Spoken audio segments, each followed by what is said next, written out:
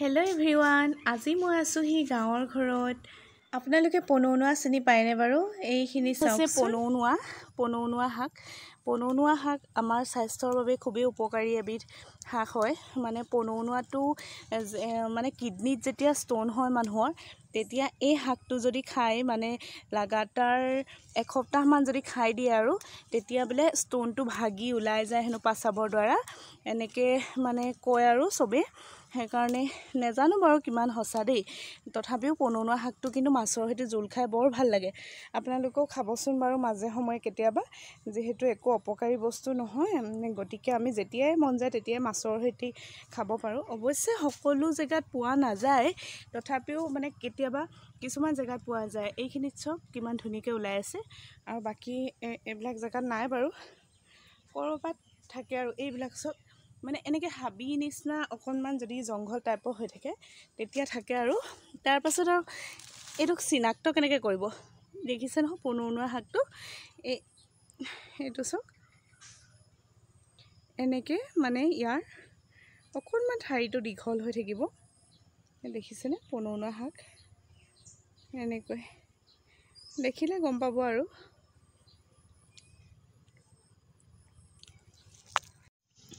আজি মই ইমানেই ছিঙিলোঁ পনৌনোৱা শাক। আচলতে আমি গাঁৱৰ ঘৰলৈ আহিলে বহুত কিবাকিবি মানে ঘৰুৱা শাক পাচলি খাবলৈ পাওঁ, বহুত ভাল লাগে আৰু এনেকেই খাই। টাউনততো সকলো মানে এইবিলাকতো দৰৱ দিয়া শাক পাচলিয়ে খাবলৈ পাওঁ। আৰু এইবিলাক চব নৰসিংহৰ কোঁহ ওলাই আছে কিমান ধুনীয়াকৈ, সঁচাই দেখিলেই মানে কিবা এটা ভাল লাগি যায়। আৰু ইয়াত আচলতে থাকিলে নেখালেও মানে কিছুমান পেট ভৰি যায়। আৰু তাৰপাছত এইফালে এইখিনি হৈছে জাতিকল আৰু চেনিকল বোলে দুটা বেলেগ বেলেগ। আপোনালোকৰ ফালে বাৰু একেটাকে কয়নে দুটা বেলেগ বেলেগক কয়? কিন্তু কলটো চাওক কিমান ডাঙৰ ডাঙৰ, মানে জাতিকলৰ নিচিনা নালাগেই, অলপ ডাঙৰ আছে মানে, এইটো চাওক কিমান ডাঙৰ। তাৰপাছত এতিয়া পনৌনোৱা শাকটো বুটলিলোঁ, কিন্তু মাছৰ লগত খাবলৈহে ভাল লাগে, সেইকাৰণে বৰশী এটা কিনি আনিলোঁ দোকানৰ পৰা। তাৰপাছত আৰু মুখৰ আগত থকা খালটোতে বৰশী টোপালোঁ, কিন্তু বহুত দেৰি টোপালোঁ, মানে মাছ আছে, বহুতেই মাছ আছে, তথাপিও মানে কেলে জানো মই নাজানোৱেই নেকি, মাছ নালাগিলে। আৰু বহুত চেষ্টা কৰিলোঁ, চেষ্টা কৰাৰ পিছতো যেতিয়া মাছ নালাগিলে আৰু বহুত বেয়া লাগিলে সঁচাকৈ। তাৰপাছত আৰু বৰশী চৰশী এনেকৈ পাতি থৈ দিলোঁ, লাগিলে লাগিব নালাগিলে নালাগিব বুলি। এতিয়া আৰু মুখৰ লোকটো মুখতেই যাব, গতিকে মা আৰু খুৰীৰ সৈতে মাছ ধৰিবলৈ আহিলোঁ পথাৰলৈ।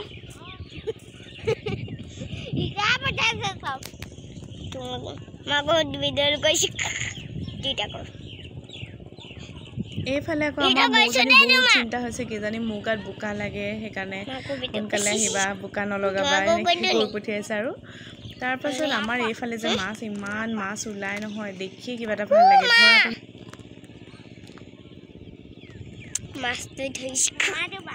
এনেকুৱা সময়ত আমাৰ ঘৰৰ ফালে যে ইমান মাছ ওলাই নহয়, ধৰি সঁচাই ভাল লাগে। আগতে যে কিমান ফূৰ্তি কৰিছিলোঁ এনেকৈ মাছ ধৰি, মাছ খোৱাতকৈও বেছি ধৰিয়েই ভাল লাগে।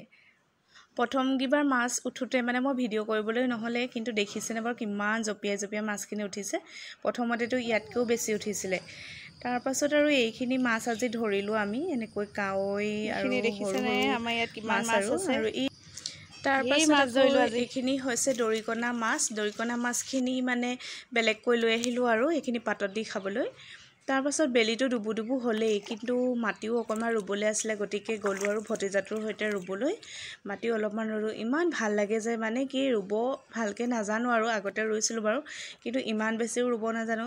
এইবিলাক আচলতে ফূৰ্তি হয়, মানে ঘৰলৈ গ'লে যে বেছিদিন থাকিবলৈ নাপাওঁ, কেইদিনমানেই মাত্ৰ থাকিবলৈ পাওঁ, সেইবাবে যে কি কি কৰোঁ কি কি নকৰোঁ লাগি যায়, ইমান ভাল লাগে মাটি ৰুই। গতিকে আৰু আশী কঠীয়া যেনে তেনে ৰুলোঁ আৰু ভতিজাটোৰ সৈতে ধেমালি কৰি কৰি।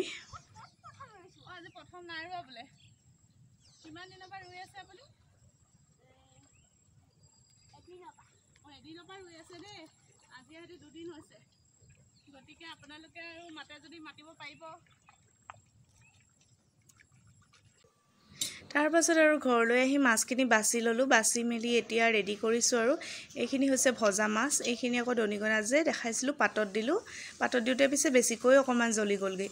তাৰপাছত এইখিনি হৈছে পনৌনোৱা শাক। পনৌনোৱা শাকে মাছে যে জোল খাম বুলি যিটো আশা মনত পুহি ৰাখিছিলোঁ সেইটোৱে হ'ল আৰু পনৌনোৱা শাকৰ লগত বনাইছোঁ জোল। সঁচাকৈ খাবলৈ বহুত ধুনীয়া হৈছিলে। আপোনালোকেও বনাই খাবচোন কেতিয়াবা। আৰু এয়া দেখিছেনে আজি ভাত ৰেডি কৰি লৈছোঁ। তলতে আমি বহি লৈছোঁ পাতি পাৰি। এতিয়া এয়া ভাত হৈ গ'ল। মাছ, তাৰপাছত এইপিনে পনৌনোৱা আৰু মাছ, এইপিনে হৈ গ'ল এয়া দালি, কঁঠাল গুটি, মচুৰ দালি আৰু কঁঠাল গুটি মচুৰ দালি। তাৰপাছত এয়া আজি আমাৰ খানা মাছৰ পিটিকা। আৰু এয়া মাছৰ পিটিকা। দিনটো আমাৰ ময়ে ককায়েকৰ লগ পাই ইমান খেলোঁতে জ্বৰ উঠি গ'ল।